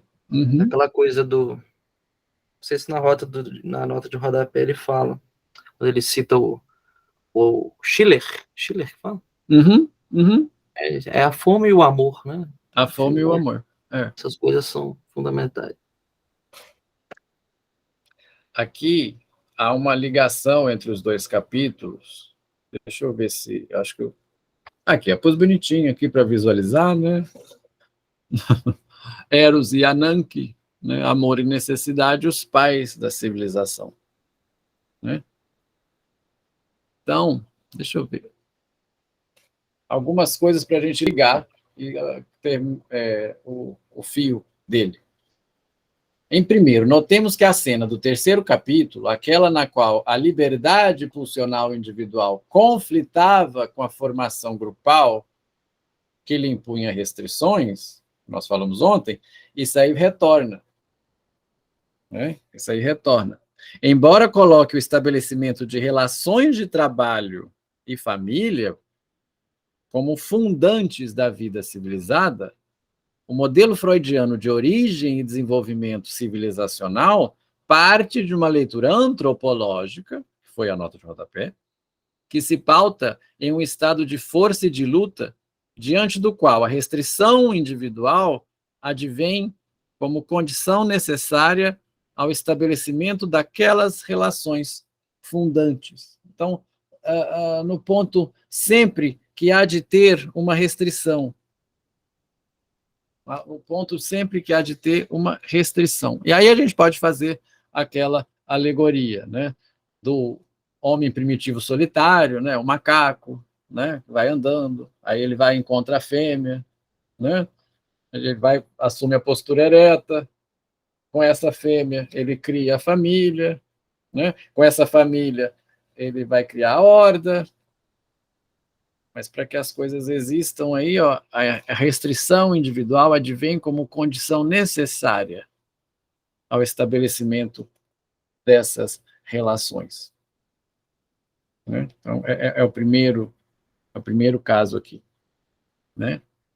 Fazendo essa nota, tendo em vista a ideia do conflito inerente e do conflito inevitável, que depois vai voltar lá na frente. Há sempre um conflito, que é aquilo que eu deixei na imagem lá. Vida pulsional, e vida civilizada e satisfação pulsional. Tá feito o gancho? Né? Esse capítulo é denso, apesar de ser pequeno. Né? Como disse o Léo, a cabeça fica até cansada. Né? Ó, em segundo, em consonância com o anunciado ao final do terceiro capítulo, Freud está avaliando sua proposição. Ele fala, ficou de dar valor, não foi? Resta a gente avaliar. Então, ele está avaliando sua proposição de que o desenvolvimento da civilização pode ser comparado ao desenvolvimento do indivíduo. A civilização, tal qual uma criança, tem pais, Eros e Ananke. E tal qual a criança na psicanálise passa pelo complexo de Édipo, expresso pelas considerações de Totem e Tabu. Algo me diz que vamos ter que ler Totem e Tabu. As figuras masculina e feminina são atribuídas modalidades de relações objetais pertencentes à teoria do narcisismo. O homem, que reluta em privar-se de seu objeto sexual, é anaclítico. O que seria anaclítico? Vamos colar. Relativo a ou que envolve dependência da libido em relação a impulsos originalmente não sexuais. Definição do dicionário Aurélio. Alguém quer que repete? A Nila está fazendo assim, né? Você faz assim. Anaclítico. Relativo a ou que envolve dependência da libido em relação a impulsos originalmente não sexuais. Impulsos originalmente não sexuais, instintos, bom, não sei. A mulher que reluta em privar-se da parte de si própria, do filho, né, que dela fora separada, é narcisista. A versão de Freud sobre a origem e o desenvolvimento da civilização é carregada nas tintas conceituais do processo de desenvolvimento do indivíduo, tal qual como concebido em sua clínica. A história primitiva da civilização está sendo contada com as palavras da história que Freud interpreta em seus pacientes modernos. Quem diz isso é o René Volpato Viaro. Muito bem. Podemos seguir?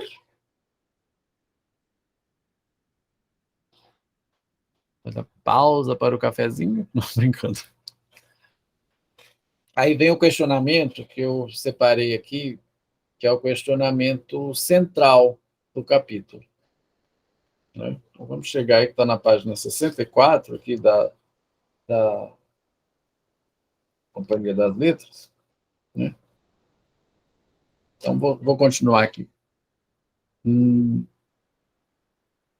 Eu estou na 63. Da Eros e Anan, que tornaram-se também os pais da cultura humana, certo? Certo? Retomando o texto aqui, às vezes que eu me perdi. O primeiro êxito cultural consistiu em que um número grande de pessoas pôde viver em comunidade.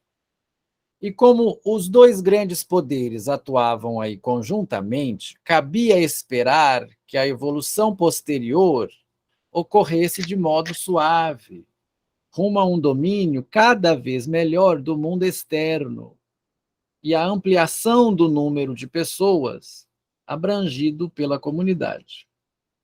Assim, não é fácil entender como essa cultura não pode tornar felizes os que dela participam. Parece que é tudo muito perfeito, né? Tudo muito bonitinho, mas é o questionamento central. Né? Em outras palavras, e retomando o texto nos capítulos anteriores, como que o propósito do princípio do prazer, que o programa proposto pelo princípio do prazer, segundo o próprio Freud, não nos faz felizes, se lembra? Não nos faz felizes.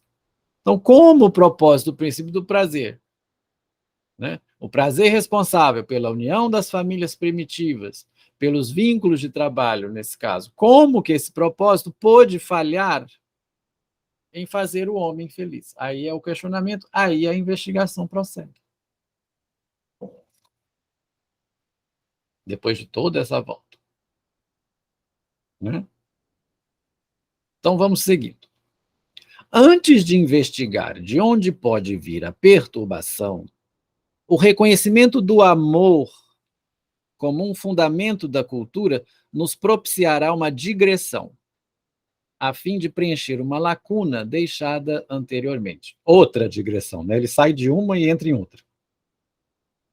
Afirmamos que a descoberta de que o amor sexual, genital, proporciona ao indivíduo as mais fortes vivências de satisfação, dá-lhe realmente o protótipo de toda a felicidade. Dá-lhe realmente o protótipo de toda a felicidade, deve tê-lo feito continuar a busca da satisfação vital no terreno das relações sexuais, colocando o erotismo genital no centro da vida. Prosseguimos dizendo que assim ele se torna dependente, de maneira preocupante, de uma parte do mundo exterior, ou seja, do objeto amoroso escolhido. Por isso que eu trouxe a citação do amor. E fica exposto ao sofrimento máximo quando é por esse desprezado ou perde graças à morte ou à infidelidade. Por causa disso, os sábios de todas as épocas desaconselharam enfaticamente este caminho. Não obstante, ele jamais deixou de atrair um grande número de seres humanos. Quem nunca, né? Quem nunca vai. Quem nunca sofreu desse mal ainda vai, né? Uma pequena minoria, ó, o alto falho, uma pequena minoria pode, devido à sua constituição, achar a felicidade pela via do amor. Mas isso requer vastas alterações psíquicas da função amorosa. Tais pessoas se fazem independentes da concordância. Tais pessoas se fazem independentes da concordância do objeto ao deslocar o peso maior de ser amado para amar. Já ouviram falar que uma das funções da análise é você passar da função de amado para a função de amante?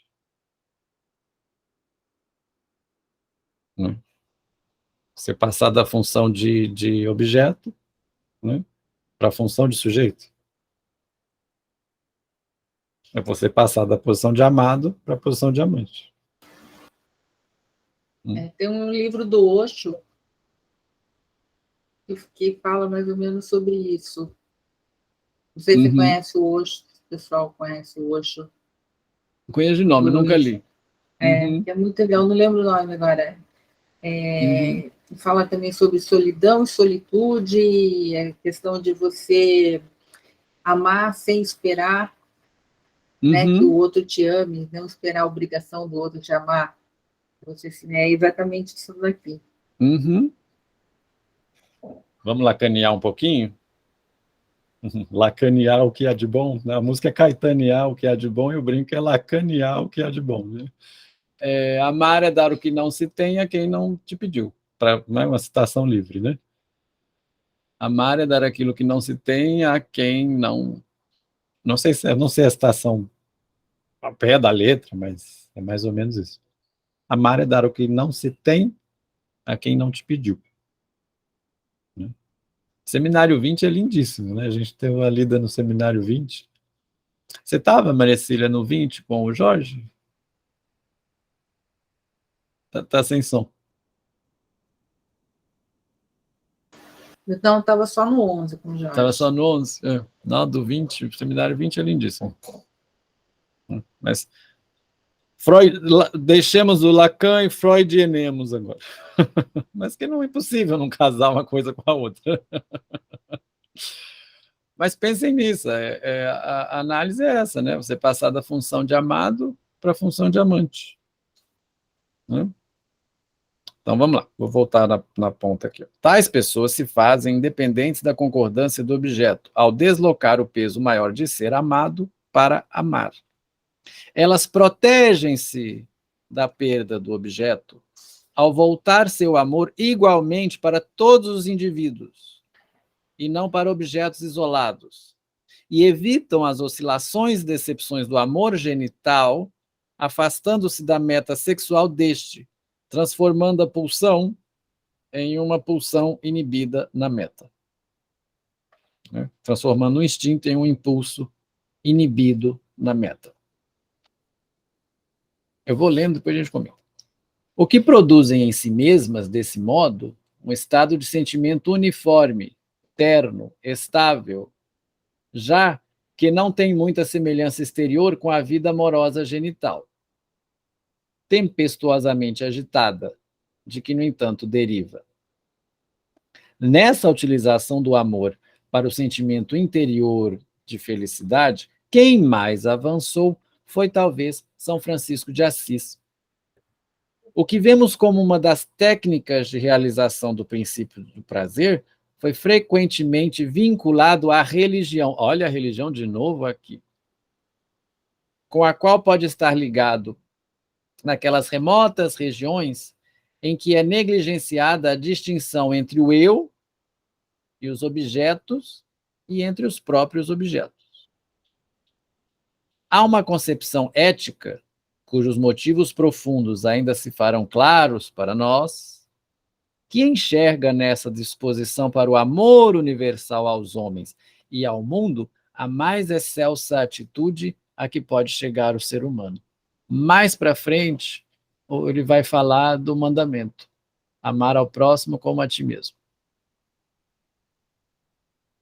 E no Seminário da Ética, se não me engano, o Lacan tem uma lição sobre isso. Não sei se é no da Ética.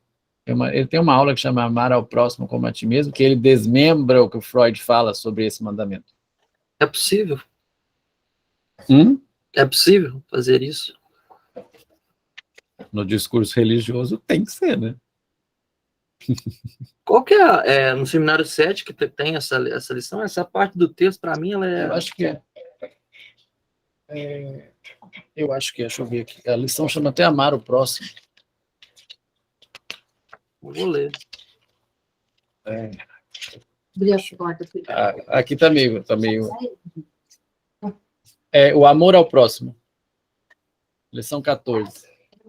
Vou ler uma lida. Mas nós vamos chegar lá e na outra turma isso deu uma polêmica. Mas aqui acho que não vai dar isso, não. há de se ler essas coisas, como eu falei desde o começo, né? Sem o afã religioso, né? A gente já que separar as coisas.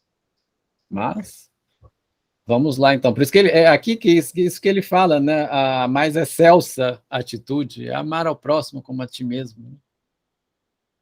De imediato, queremos expor as nossas duas principais objeções. Um amor que não escolhe parece nos perder uma parte do seu valor ao cometer injustiça com o objeto. E olha que coisa. Além disso, nem todos os humanos são dignos de amor.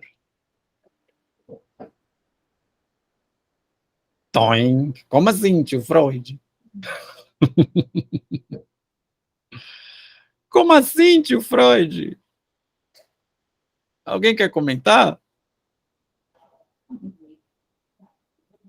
Não? Então alguém, opa. Opa. Tô doidão. Isso. Então, comentando aqui, alguém lê para mim então, por favor, só essa citação do Viário antes de continuar? Posso ler? Pode, por favor. Freud reafirma o amor sexual e genital como sendo a experiência de maior satisfação experimentada pelo homem, e que, por isso, constituiria um protótipo de felicidade a ser perseguido, elevando o erotismo genital ao centro da vida. Bom, só um resuminho disso tudo, né? É a satisfação primária também, né? Vocês sabem a questão da satisfação primária, né? Que depois vira objeto perdido, da Jin. A satisfação da mamada, né? A satisfação primária. É o prazer primário, né? Felicidade que você nunca vai ter de novo. A vinculação dessa técnica de vida do amor à religião, acrescenta ele, resultaria na ética do amor universal pela humanidade e pelo mundo. Uma modalidade de amor na qual, ao invés de se amar um objeto isolado, e assim estar sujeito ao risco de sua perda, ama-se a todos os homens de forma geral, e na qual as incertezas e decepções do amor genital são apaziguadas pelo desvio do seu objeto sexual para finalidades sexualmente inibidas. O desvio do seu objeto sexual para finalidades sexualmente inibidas. Não é só o amor genital, existem vários tipos de amor, e isso a gente não há que discordar. Né? Isso a gente não há de discordar. Agora, o que é o amor? Qu'est-ce que c'est l'amour? Diz que a pergunta fatídica de Freud é o que quer uma mulher, né? Mas aquele se pergunta o que é o amor, né? Mas vamos lá, então. O amor que fundou a família continua ativo na civilização, tanto em seu cunho original, em que não renuncia à satisfação sexual direta, como em sua modificação, a ternura, inibida na meta. Aí ele começa, aqui na tradução está chamando, como é que está para vocês aí, ternura? Galerinha da Imago. Feição. Afeição, né? Acho que ternura fica mais bonitinho. É afeição, ternura. É oposição ao amor genital, né? Mas amor de mãe é diferente do amor de irmão, é diferente do amor de amigo, né? É diferente, né? A gente pode fazer aquelas frasezinhas feitas, né, de coisas de Instagram de novo, mas quer falar alguma coisa, Melissa? Não, só assim que de todos os amores que eu já experimentei, o amor de mãe é o mais forte de todos. Esse sempre é o mais forte. Que o amor de mãe. A gente tem um filho assim, é uma coisa. A Danila tá assim. Né? Fernanda é mãe também? Esse amor a gente nunca vai sentir, Léo. Tem um amor de pai, mas, né? Três, né? Acho que é o mais forte. Vou fazer uma pergunta maldosa, então. É diferente? É igual os três, né? Não é diferente, não, né? O amor é igual, né? Porque igual que... É que não... Tô tentando. A Nila tá brincando aqui, que ela falou que teve 3, né? Eu tô brincando com ela, mas e o amor é diferente para os 3 ou é igual para os 3? Ela tá falando que é igual. Você tem quantos, Maricília? Eu tenho um só. Um só. Uhum. Né? E a Fernanda, você tem quantos? Aqui são 2, Gustavo. Eu acho que quantitativamente é igual, mas a forma de amá-los é diferente. Até porque são 2 sujeitos diferentes, São não dois é possível sujeitos fazer igual. diferentes. É. Como eu tenho Bom. um filho só, eu não posso falar isso em relação a filho, né? Mas eu posso falar em relação aos meus gatos. Cada um eu vou amar de um jeito, na hora que ele precisa, eu vou correr com um, vou correr com o outro. Então, hoje até entendo como uma mãe pode, assim, tratar diferentemente um filho do outro, assim, lógico, dependendo da personalidade do que está fazendo, né? Tá dando voz à Nila aqui, ela está falando, concordo com essa fala de que são amores diferentes. Então, certamente, Fernando falou certo, né? São sujeitos diferentes. E são necessidades diferentes, né? O que você são faz para um, você não consegue fazer para o outro, porque não faz sentido algum fazer a mesma coisa para os 2. Exato, exato. Mas a criança muitas vezes não entende, né? Uhum. Não, eles vão entrar aí nessa questão da competição, vai dizer que um ama mais o outro, mas se você faz exatamente o que você faz para um para o outro não dá valor, porque para ele, na verdade, aquilo não ciúmes, importa, diz né? a Nila, né? Diz a Nila aqui no chat, ciúmes, né? Bom, Exatamente. vamos voltar lá no Hobbes, então, a questão da competição, né? Com medo dele perder o que ele tem, né? Que é o amor da mãe, né? Então, Exatamente. E bem freudianamente falando também, né? Mas isso aí, bom, mas então é totalmente indubitável essa questão, né, de que amores existem de formas diferentes, né? Que é o que ele chama de objetivo sexual para metas sexualmente inibidas. Mas aqui sempre foi tranquila a relação. Aqui, eu posso falar como filho, mas sempre tem um que é mais apegado, isso é fato. A gente sabe disso até clinicamente, né? Eu sou do meio, aqui não, dos meus pais, a gente nunca teve isso assim, gosta mais de fulano do que de mim, essa competição, não. Não, pelo menos não da minha parte, nunca me lembro de ter dos outros. Cada um. Você falou certo, né, Fê? São 3 sujeitos. Então são 3 pessoas completamente diferentes aqui em casa, os irmãos, sabe? Né? Agora, amor de amigo é uma coisa, né? Tem amor de amigo que às vezes é mais forte que amor de irmão, né? Aí o Freud vai definir o que é o amor para ele aqui, que eu acho que é o que está na próxima tela. Mas, nas 2 formas, dá prosseguimento à função de unir um número considerável de pessoas de maneira mais intensa do que a obtida pelo interesse do trabalho comum. É o objetivo. Mas o que é o amor? Chama-se amor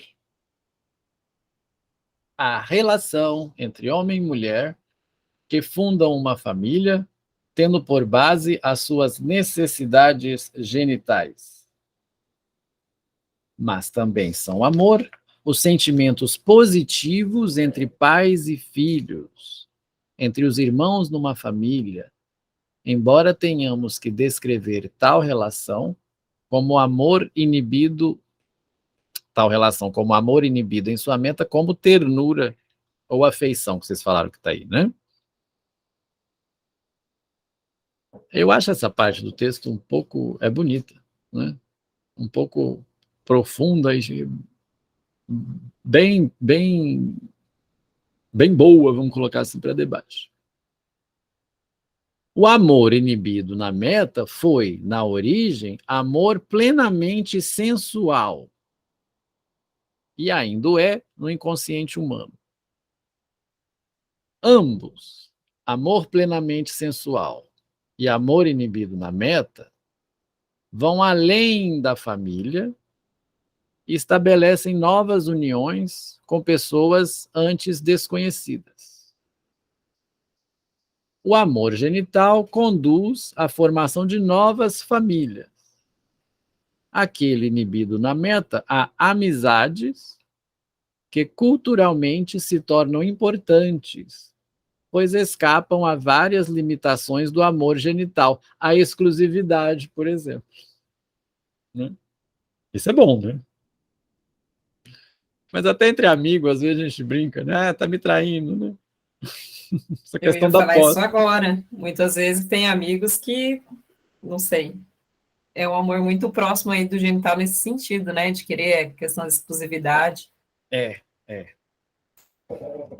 É bem similar, né?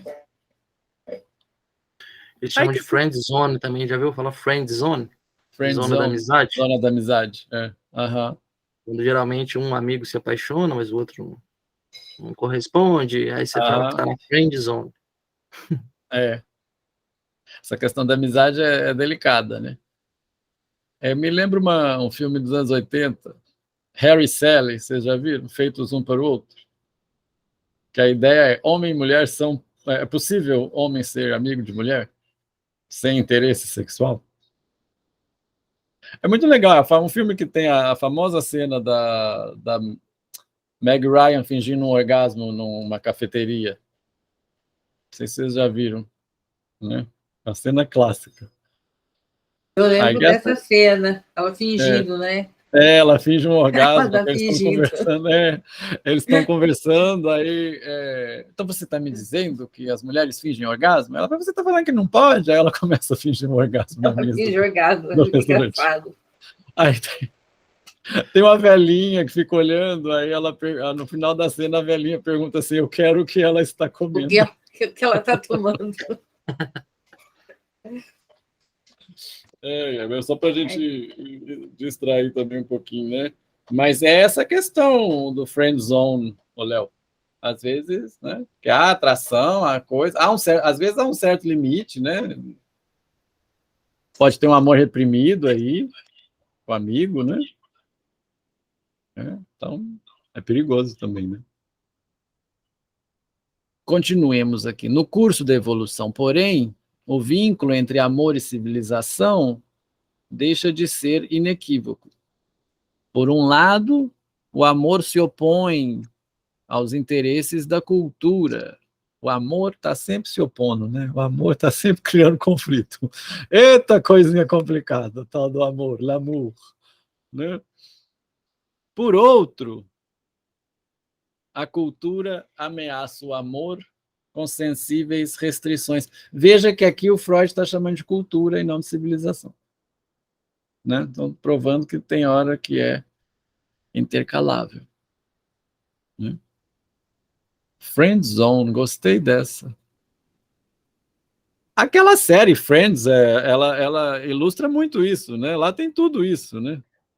A exclusividade, ciúme de amigo, a questão de interesse entre um e outro, que acaba virando casamento. Todo mundo conhece Friends, né? Acho que Friends é clássico dos clássicos, né? A Rachel mais o Ross lá naquela brigada. Né? Você acha que a amizade... E o Chandler também. O Chandler, a Mônica. Então tem essa questão, né? A Phoebe quebra o gelo de tudo, né? Fala, Léo. Você acha que a amizade pode tomar um caráter sublimatório? É isso que ele está falando? Fui para esse caminho. Aonde? Quando ele fala da amizades que se tornam valiosas de um ponto de vista cultural. Será? Não sei. Talvez se produza a partir das amizades? Não sei. Podemos pensar. Boa pergunta para a roda. Então, amor genital conduz à formação de novas famílias. Aquele limite na meta, amizades que culturalmente se tornam importantes. Agora, deixa eu ver se está certo. Aqui está assim mesmo. Amizades, né? Tá. Pois escapam a várias limitações do amor genital, a exclusividade, por exemplo. Porque é muito comum também, me veio à minha cabeça essa digressão, né? É muito comum que um casal, pensando aqui no casamento, eles Eles falam, nos tornamos amigos. Quem nunca ouviu essa frase? Né? Depois que, talvez, até por questões que orgânicas também. Né? Nos tornamos amigos. Quer dizer, o amor genital pode ter sido algo que inaugurou, mas depois tomou uma via da amizade, né? Fazendo esse diálogo mesmo, com a aliança. O que é aliança, o que é sexualidade, como é que elas se encontram. Pensar nessa experiência, eu achei interessante. Dá um bom debate.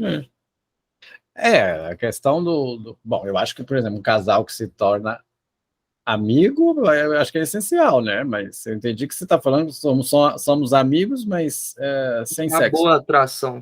Acabou a atração sexual. Mas, né? Então, assim, acaba se mas tornando mantém o convívio. mais amigos, sim, realmente. Uhum. Não quer dizer, não é amor genital, né? As várias formas do amor, né? E ele vem de onde menos se espera, né? Uma boa. Caráter sublimatório do amor. Né? Às vezes a gente reprime, porque não pode. Né? Aí vem a questão da repressão, né? Enfim. Podemos seguir mais um pouquinho? São 8:55, né? Claro. Então, paramos aqui nas sensíveis restrições. Vou continuar aqui na página 66 da Companhia das Letras. Essa divergência parece inevitável. Sua razão não percebemos de imediato. Manifesta-se primeiramente como um conflito entre a família e a comunidade mais ampla a que pertence o indivíduo.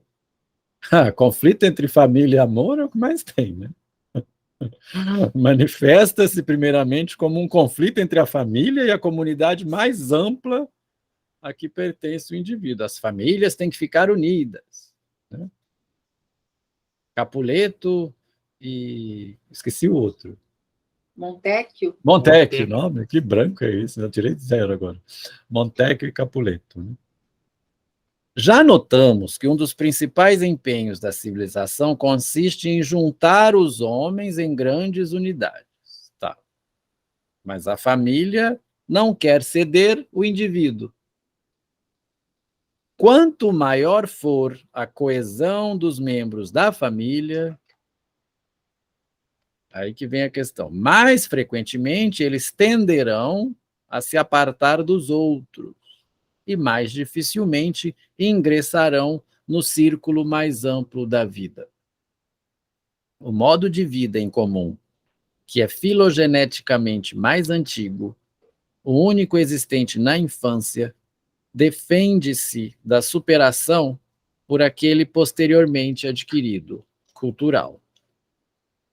A separação da família torna-se para todo jovem uma tarefa, na solução da qual a sociedade com frequência o ajuda por meio de ritos de puberdade e iniciação. Vem-nos a impressão de que estas dificuldades são dificuldades inerentes a todo o desenvolvimento psíquico e mesmo orgânico, no fundo. Os ritos de puberdade e iniciação, os debutantes, não é? Bar mitzvah, né? Os judeus Bar também. mitzvah, sim. Bar mitzvah. O que seria basicamente a festa de 15 anos? O baile de debutante?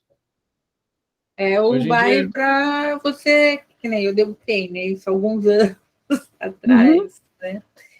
E morava em Limeira, né? E assim, até eu fui precoce, porque eu não debutei com 15 anos, debutei com 13. Era assim, tipo uma permissão, daí você teve seu primeiro baile, era a sua permissão para você poder frequentar os bailes. E era tipo assim, você está sendo apresentado à sociedade, e agora você pode frequentar os bailes, né? Mas não era toda menina que participava do baile de debutante, né? Isso mesmo, Nilo, apresentação da jovem para a sociedade. Né? Hoje em dia, não sei se... Eu não sei não, hoje em dia perdeu muito esse não caráter. tem mais isso, né? Né? O pessoal acho que faz... Acho que nem tem mais baile de debutante, né? O pessoal faz... voltou a ter? Mas a festa de 15 anos, a festa de 15 anos, algumas, né? Voltou a ter muito a tal da festa de 15 anos, mas a questão do rito de passagem perde um pouco o sentido, né? Eu pensei aqui... não, assim, na minha região não tem muito essa questão do baile de debutante, apesar de na época que eu tinha 15 anos, participei de alguns.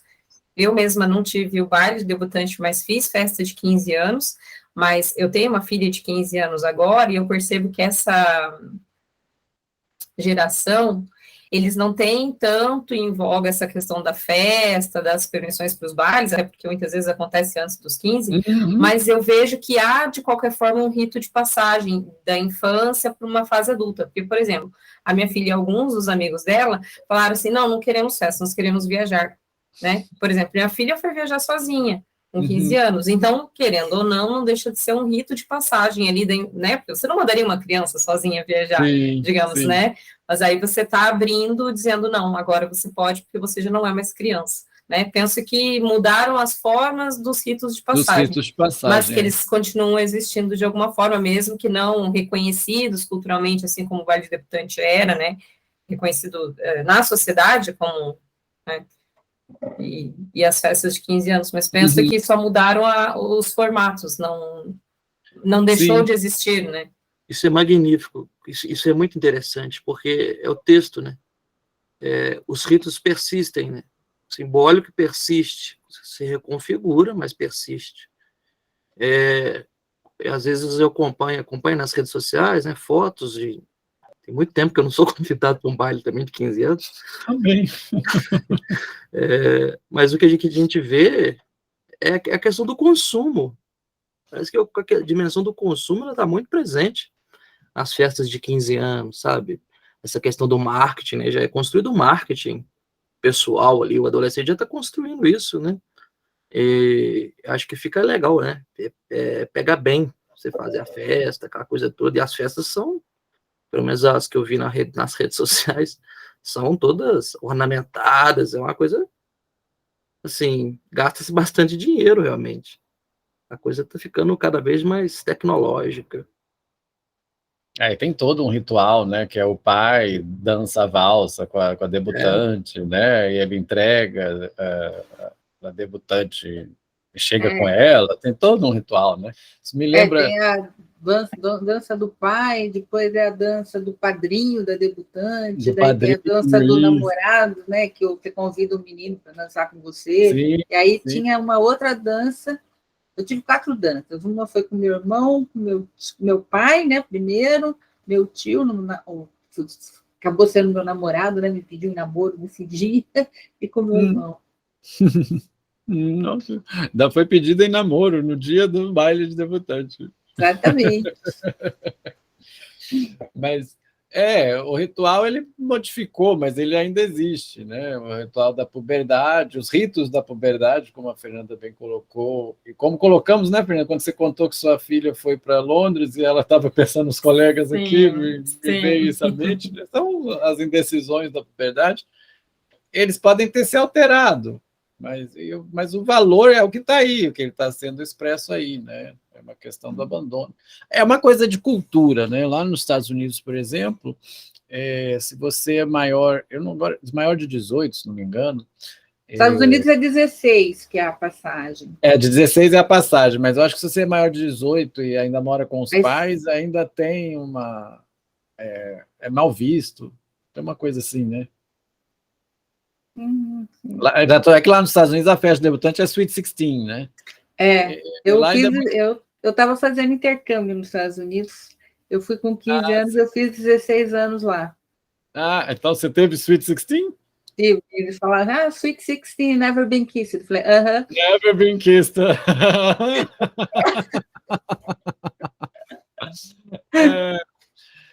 Eu penso assim, esse ritual... Para lá, eu acho que ainda tem esse valor. As meninas esperam muito, mas a cultura é diferente, né? Se bem que quando eu fiz 16 anos lá, eram bem outros tempos, né? Eram bem outros tempos, né? Bem outros tempos, né? Mas aí você vê, o ritual de passagem é sair da casa dos pais, né? Então, para eles, é sinal de uma independência total. A gente Mas vê que hoje a galera não quer sair da casa dos pais, né? a gente que é latino também, a gente tem muito isso, né? De querer. Vamos pegando aqui a questão de família, a gente é um pouco mais apegado, né? Sim. Eu não sei, eu acho que o europeu, às vezes, pode ser mais seco. Não o espanhol, o italiano, não, que é tudo muito família, mas Os ângulos, né? os anglos, né? Então são muito secos, né? Que vocês convivem com adolescente, é aquela a fase do não enche o saco, né? Mas o rito existe, a mudança, a cultura existe. Você falou do bar mitzvah, né, Léo? Também é um ritual de passagem, né? O que primeiro vem à mente é a questão da debutante, né? E me vem à cena filmes, né? Vamos deixar a referência, né? O Vento Levou começa com um baile, né? Onde vai ser apresentadas as meninas na fazenda, né? Que a Scarlett O'Hara vai ao primeiro baile dela e canta os homens todos, né? A literatura da Jane Austen, vocês conhecem a Jane Austen? Bem vitoriana, né? Já que no Freud é da era vitoriana, né? Orgulho e Preconceito. Orgulho e Preconceito. Como é que eles chamam o personagem lá? Agora me fugiu o nome. Do Orgulho e Preconceito. Bom, enfim. O senhor... esqueci o nome da cabeça, hoje está boa, não. Mas os filmes com a Keira Knightley mostram muito isso, né? Morro dos Ventos não é muito não, mas os filmes da Jane Austen, Emma, né? Enfim. Vamos prosseguir ou a gente encerra por aqui com esta questão? Eu estou precisando dar uma saída, não sei. Se vocês quiserem continuar, eu vejo o final depois. Já deram 9h05. Né? Falta só um pouquinho para a gente terminar o capítulo. Eu sugiro, vamos fazer o seguinte, então, vamos dar uma paradinha aqui e a gente continua na próxima. Que eu também já vou confessar, também já estou com dificuldade de ler e de falar. A garganta hoje está ruimzinha. Mas que... Né? Hã? A gente avançou bem, tanto em páginas quanto em... Sim, eu tinha separado 2 por causa daquela digressão, né, que eu fiz, e do Hobbes e tudo direitinho. E aí eu acho que no encontro que vem a gente já entra pode já entrar no 5 e continuando. Cair no 5, que nós vamos ter a questão do amar ao próximo como a ti mesmo. E aí vem a questão até do... é no 5 que tem o Hobbes, e aí nós vamos ver a questão da agressividade. Tá? Na outra turma, quando eu fiz na outra turma, a gente terminou o 5, né? Aí os comentários, né, do grupo. Né? Ficaram comentando, gente, fiquei assustado agora com a humanidade. Eu falei, calma, porque no 6 ele dá a solução, porque ele apresentou no 5. Enfim, vamos caminhando. Vamos tirar a fotinha. Vamos tirar a fotinha. Tirar a fotinha. Faz pose para a fotinha. Cheese. Aê, muito bom. Grazie tanto tutte.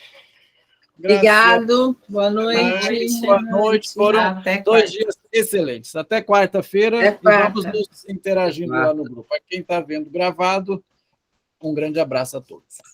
Tchauzinho. Tchau. Boa noite, boa noite. Boa noite.